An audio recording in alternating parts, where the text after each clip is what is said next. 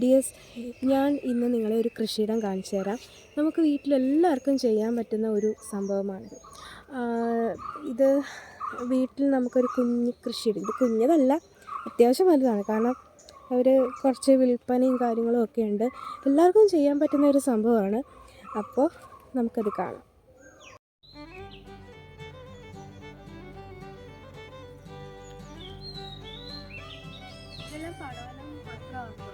അതെ, പടവളം മാത്രമാണ്.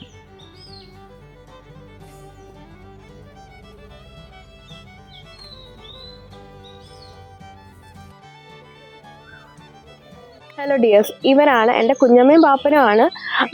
ഇവർ കാരണം നിങ്ങൾക്ക് എല്ലാവർക്കും ഒരു മാതൃകയാണ് കേട്ടോ. കാരണം എന്താ ഇവിടെ അവർ കൃഷി ചെയ്ത് ഇത് എങ്ങനെയാണ് തുടങ്ങിയത് പാപ്പ? ഇത് അതൊന്ന് പറഞ്ഞു. പിന്നെ തൊഴിൽ കണ്ടെത്തണം എന്നുള്ളൊരു മറ്റുള്ള തൊഴിലൊന്നും കൃഷിയിലേക്ക് കുട്ടികളുടെയും അധ്യാപകരുടെ ഒക്കെ സഹകരണം അവിടെ അവിടെ കൃഷി ഉണ്ടായിരുന്നു. പെൻഷനായപ്പോൾ ഞാൻ ഇങ്ങനെ ഇവിടെ തുടങ്ങി. എനിക്ക് സ്ഥലമില്ലായിരുന്നു. പിന്നെ അദ്ദേഹം ബന്ധുവിന്റെ സ്ഥലം ചോദിച്ചു, ഇന്നതുപോലെയാണ് അത് നീ ഒരു 4 വർഷം 5 വർഷം കൊണ്ട് നല്ല രീതിയിൽ അത്യാവശ്യം സർക്കാരിൽ നിന്ന് നമുക്കൊന്നും പിന്നെ ഇവര് വേറൊരു കാര്യങ്ങളുണ്ട്. അല്ലാതെ എല്ലാവർക്കും അപ്പുറം ഇപ്പുറം അയൽക്കാർക്കും എല്ലാം ഇവര് കൊടുക്കുകയും ചെയ്യും. അതാണ് മനസ്സെന്ന് പറയുന്നത്. അതെ അതെ അതെ, വീട്ടിലാവശ്യം. അതെ അതെ, വിഷമില്ലാത്ത ഉപയോഗിക്കുന്നതാണ്. അതുകൊണ്ട് മറ്റുള്ള കീടനാശിനികളൊന്നും ഇത് ഹൈബ്രിഡ് പടവളമാണ്. ഇത് അതാണ് നല്ല നീളം, 1 മീറ്റർ നീളമൊക്കെയാണ് അവർ പറഞ്ഞിരുന്നത്. അതുപോലെ തന്നെ അതിൻ്റെ പിന്നെ വിത്ത് ഇതും കിട്ടുന്നുണ്ട്, കായ്ഫലവും അതുപോലെ തന്നെ കിട്ടുന്നുണ്ട്. അവർ പറഞ്ഞ അനുസരിച്ചുള്ള കായ്ഫലം കിട്ടുന്നുണ്ട്. അപ്പം അങ്ങനെ ഇത് പടവളം,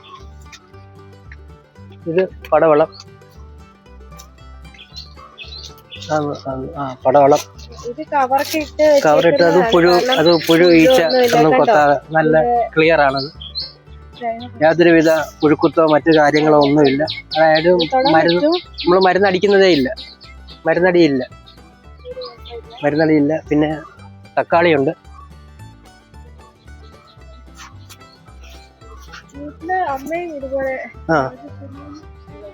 തക്കാളിയുണ്ട്. പിന്നെ വഴുതന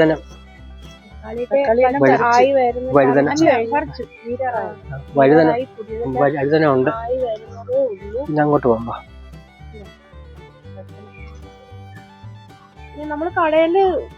കടയിൽ കൊടുക്കുന്നുണ്ട്, വിൽക്കാൻ കൊടുക്കുന്നുണ്ട്. നാട്ടുകാർക്ക് കൊടുത്തതിന്, ചായത്തുകാർക്കും കൊടുത്തതിന് കഴിഞ്ഞുള്ളത് കൊടുക്കുന്നുണ്ട്. ഇതാണ് നമ്മുടെ കൃഷിയിടം അല്ലേ? ഇതെന്തോ കുഞ്ഞമ്മ ഭാഗ്യം എടുത്ത് നോക്കിയിട്ടേക്കുന്നത്. ആ കാക്ക ആദ്യമേ ഇത് കുഞ്ഞായിട്ട് വെച്ചിരുന്നില്ല. അന്നേരത്തേക്ക് പിന്നെ കണ്ണു കിട്ടാതിരിക്കാനും വരാതിരിക്കാനും കുറെ സംഭവങ്ങളൊക്കെ ഉണ്ട് കേട്ടാ. ഇതെല്ലാം പടവലമാണ്. കണ്ട,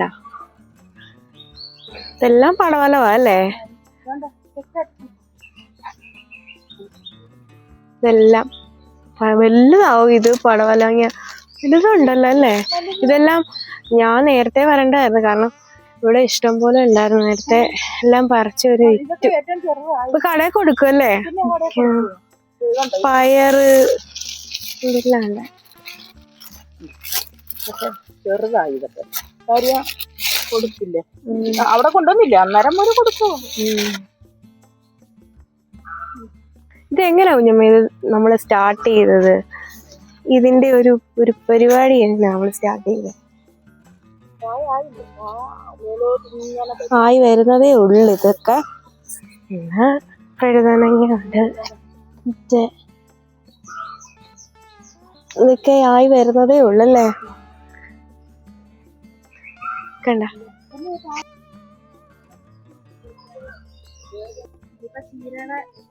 ഇതിപ്പോ ചീര ഇങ്ങനെ ആയി വരുന്നു. ചീര ഇത് ഉപയോഗിക്കാൻ തക്കവണ്ണം ആയിട്ടുണ്ട്, വളർച്ചയായിട്ടുണ്ട്. ഇത് ആയി വരുന്നതേ ഉള്ളു. പോച്ചയൊക്കെ കയറുന്നുണ്ട്. അത് പറിക്കാൻ ഒക്കത്തില്ല. കുറച്ച് അതിന്റെ വേരോടെ പോകും. ഇതെല്ലാം നമുക്ക് ഉപയോഗിക്കാൻ വേണ്ടി മാത്രമാണ്. പക്ഷേ അത് കീടനാശിനി ഒന്നും തളിക്കാനൊക്കത്തില്ല. കൂടുതൽ സംഭവങ്ങൾ കിട്ടുന്നുണ്ട്. ഉണ്ട്. അവര് പറഞ്ഞ അനുസരിച്ചുള്ള കായ്ഫലം കിട്ടുന്നുണ്ട്. ചെറിയൊരു വരുമാനം നഷ്ടമില്ല. ഞങ്ങൾ രണ്ടുപേരും കൂടെ ആയതുകൊണ്ട് ആരും കൂലിക്കാരും ഇല്ല.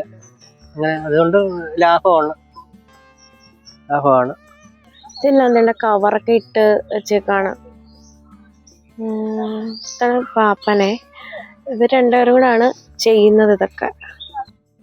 ഇതാണ് കണ്ണ് കെട്ടില്ലല്ലോ. ഞാൻ വീഡിയോ എടുക്കുമ്പോഴും കണ്ണ് കെട്ടില്ലല്ലോ. കണ്ണ് കിട്ടും. ഇത് കണ്ണ് കിട്ടായിരിക്കും. വേറെ എന്തോ തൊണ്ട് തൊണ്ട്